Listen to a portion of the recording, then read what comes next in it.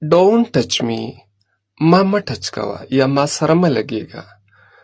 Don't bother me. ما مه تنګوه. Don't park here. دلته پارکینګ مه کوه. Don't visit me. ما ته مه راځه. Don't go bareheaded. سرتور سر مه ګرځه. Don't go barefoot. خپې بله خپې مه ګرځه. Don't waste your time.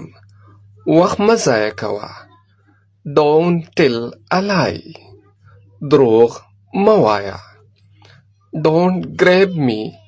ما مه نیسه. Stop here.